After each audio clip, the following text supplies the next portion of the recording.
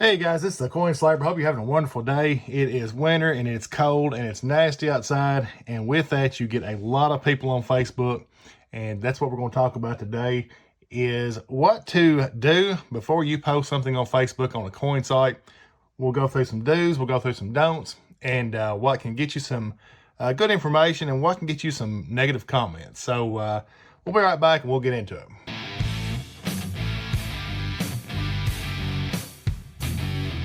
So before we get started, when we get to 500 subscribers, we're going to give this 2001 Silver Eagle away. And it is the Silver Eagle that we did clean the paint off of and send it off to NGC and get graded. So when we get to 500, keep a lookout for a video and we will give this away randomly. So let's get into our video. So first off, I want to look at some posts that I found on Facebook, and I'm on quite a few sites. I'm on quite a few beginner sites, and I really like Facebook to talk about coins. It's a good place for it, but there is a right and a wrong way to post things up if you have a question.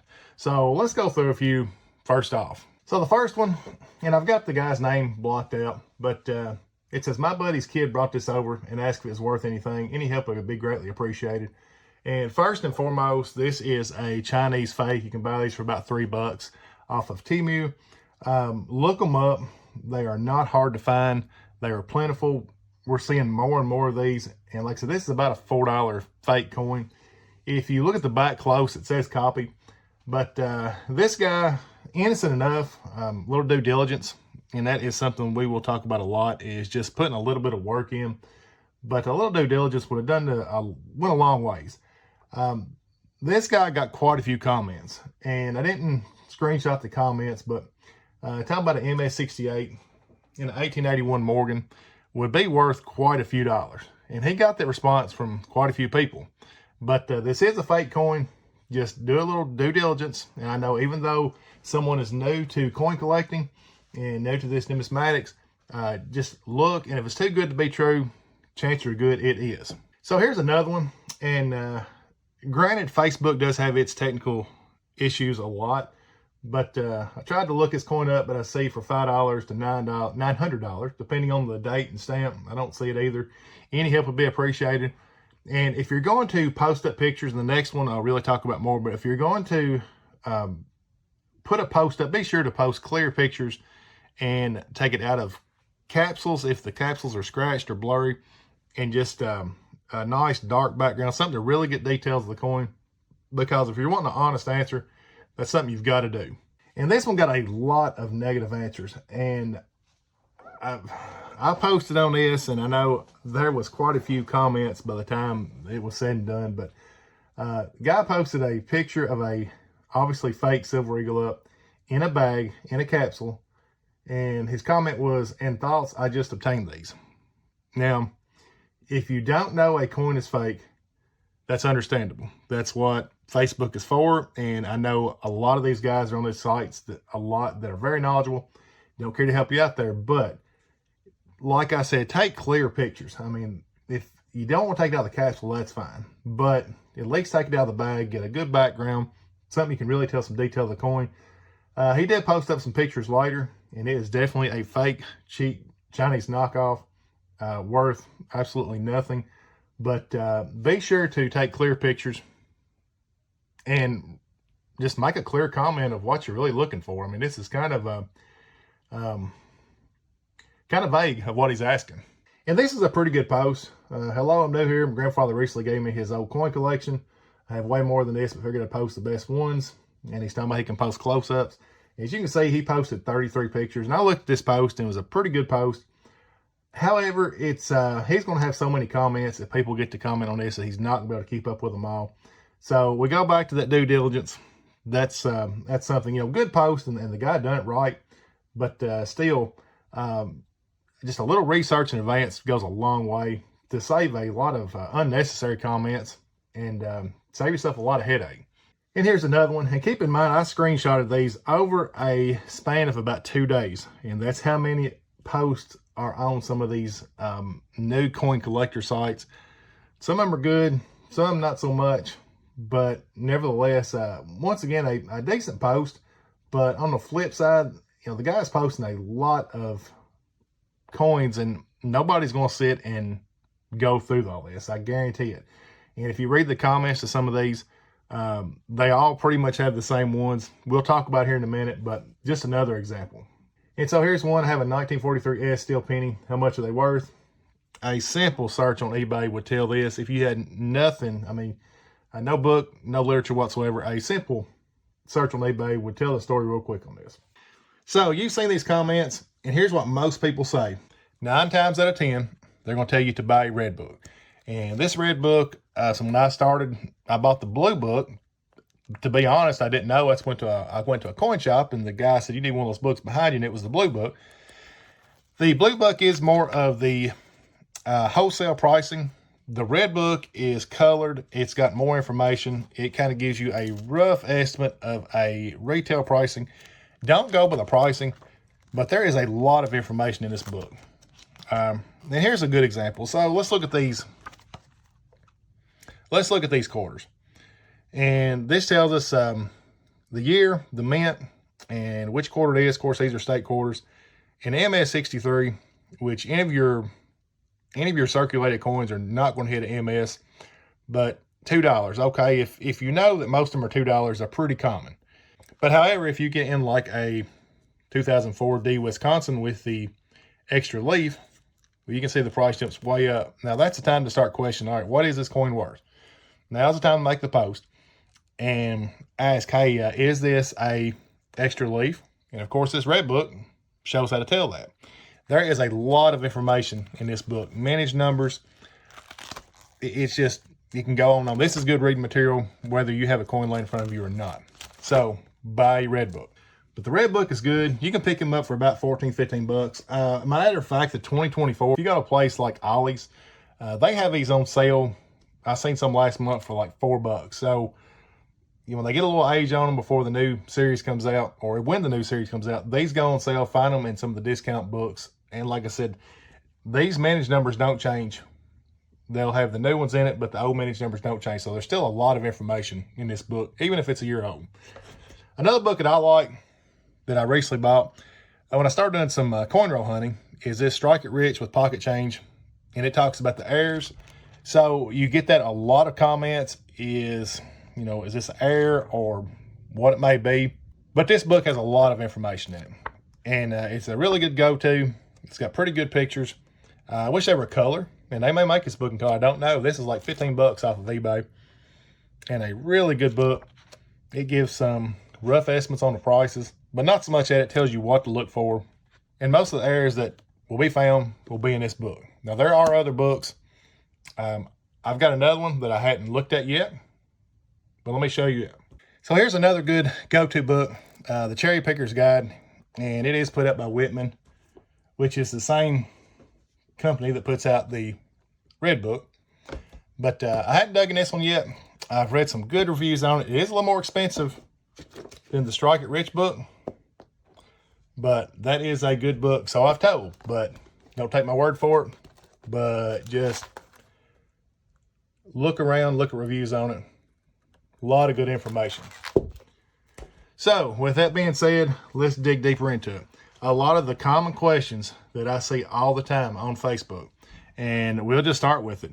First off, somebody will post up a wheat penny. Yeah, let's see if I can zoom this in a little closer. There we go. And somebody will say, what's it worth? Well, first thing, if it's in this pile that I have laid out here, I can't read the date on it, but it is a common year wheat penny. No big value. Not in the best of shape, so probably not much. However, a red book, or in a simple case of take a search on eBay and see what they sold for, and that's going to tell the story pretty quick. Another one is, you see all the time, I've got these silver dollars, what are they worth? Well, first and foremost, these are not silver dollars. These are clad. They're not even that desirable. They're not even rare. These are worth $1. They're worth face value. If you've got these, if you want to keep them, cool. If you think they're going to be worth big money down the road, you're probably wrong. And right now, they're not. They're worth $1. Now, granted, there are certain varieties, and such as, that is a variety 1 of the bicentennial year, and it's worth a little bit more than face, To be honest, I don't know, but I know I kept it in my keeps pile and variety one. So there are a few exceptions, but these are not silver dollars. These are silver dollars. Morgans, pieces, and stuff that's older. So don't get confused. This is not a silver dollar. When I was a kid, this was called a silver dollar, but there's no silver in this unit. Now, there are certain examples, such as these, and it's a 71 to 74. Now, these are 40% silver. These Morgan's pieces are 90% silver, and these are 40% silver. So, yes, there is some silver in these, and usually they're worth silver melt. But don't be confused, because not all these are silver. And these you don't see these much. I mean, most of these that have been collected, somebody knows what they have. So if you get some of these Eisenhower dollars, gas station, or get it back and change, whatever, chances are good they're not going to be silver. And this is another one that gets asked a lot, is these Sacagawea dollars. And these things are common. You can go to the bank and get rolls of these. There's no gold whatsoever in them. And you see these a lot, and people think because they have a gold colored dollar that it's something special. And, you know, in common circulation, you don't see these often. And a lot of times, younger people will find these and think they've really found something, but these are as common as it gets. However, if you look in the red book, there is two varieties on the 2000P about the normal tail feathers and the boldly detailed tail feathers. And as you can see, the boldly detailed tail feathers does have a pretty good premium. So there is some exceptions, but most of the time, this is what you've got. You've got $1, and this is face value. And like these Susan B. Anthony dollars, once again, if you buy rolls of dollars at the bank, you're going to get quite a few of these, and these are worth face value. There's nothing extravagant about them. Do keep a lookout for the 1979 wide rim, and I have went through a few of these, and I've not found one yet. They're not very common, but they are worth a few dollars. But keep an eye out for those. But your common Susan B. Anthony dollars are worth just $1. And a few more we'll talk about is the 1943 steel cents. Yes, they are worth a little bit, but as far as finding one in the wild and thinking it's a something major, it's not. They are pretty common. Half dollars, you see these posted up a lot, and this is just a run-of-the-mill bicentennial half dollars.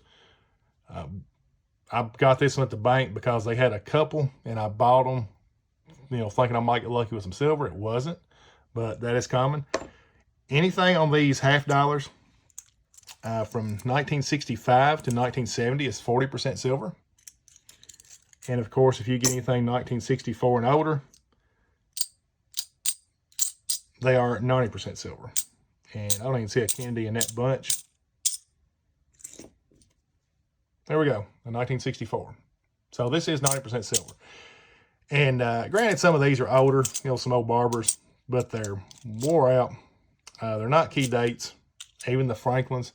So just keep in mind. But that all stems back to this red book. If you find one of these old coins, you can look up quick if this is a key date or a better date, and we'll give you a rough estimate on the price. And at least we'll tell you whether you need to make a Facebook post to ask, what's it worth or is it valuable? And something else we'll talk about is you see these some, and these are common date coins, just a run-of-the-mill, looks like a 1937 Buffalo nickel and a 1906 Indian head penny. Because they're in these little slabs, these are a cheap secondary company slab, we'll call it. I think these were PCS coins and stamp. If you've seen some of my previous videos, you've seen I've got a lot of these or had a lot of these, but these are common. And even in these, yes, they are 90% silver, but they're common dates.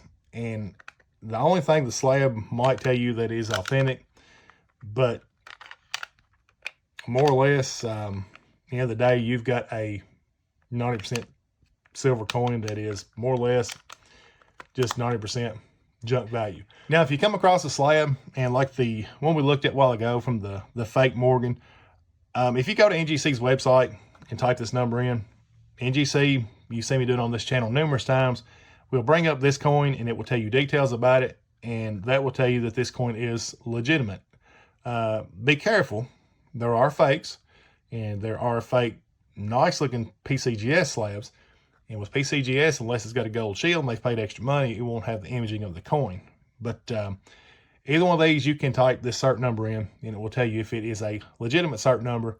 And in NGC's case, you can compare the coin, some of the details, and you can make out if the coin that they have pictured is the coin in their slab. So that's an awesome tool. I always do that on graded stuff. If you're skeptical, always type it cert number in. It will at least tell you on both sites that it is a legit cert number. It should tell you what the coin is. So folks, this is a video for the new collector. And like I said, before you make a post on Facebook, do a simple search, go to eBay, and if you acquire a 1928 piece, and I think it is a San Francisco, go to eBay and type this coin up and see what it's worth before you make a post that isn't worth anything, because I promise you, the first response you're going to get is either do a search or buy a red book. And if you're going to get into coins any at all, spend the 15 bucks. It's worth the money. It can make you a few dollars. It can save you a few dollars. And it will definitely get you a better understanding of what to be looking for. But a rule of thumb on coins is in quarters and half dollars and dimes, look for anything 1964 and older, because they are 90% silver. And when you get in the halves, 65 to 70, it's 40% silver. So that is just a good rule of thumb to keep in mind. And don't let fancy packaging fool you. I mean, here's another one that's probably come from Littleton. And this is a run-of-the-mill 1970. It says it's a Field S. And to be honest, I'm not sure what that is. I need to look that one up. But don't let the fancy packaging fool you. Just like these, if you see these on eBay or something, they're wanting a expensive price for it, be leery. Don't think because it's in a slab that it's worth more money than it actually is. But folks, thank you for watching this video. Once again, this is for the new collector. Do a little due diligence and do a search. It will, I promise you, you will get better results and you'll get better answers if you do post them on Facebook, that you kind of got an idea and understanding. If you have a 1979 Susan B and you make a post of, hey, is this a wide rim? Somebody's going to answer your question. But if you make a post of this, say, what's it worth? 9 times out of 10, they're going to tell you to buy a red book or do a search. So just do a little due diligence. It will save yourself some headache. It will make our Facebook sites better, make them more productive. And yeah, just a little due diligence. That's the words for the day. But thank you for watching this video. Don't forget, when we get to 500, we're giving a Silver Eagle away. Hope you have a wonderful day. Until next time, don't be afraid to buy the slab.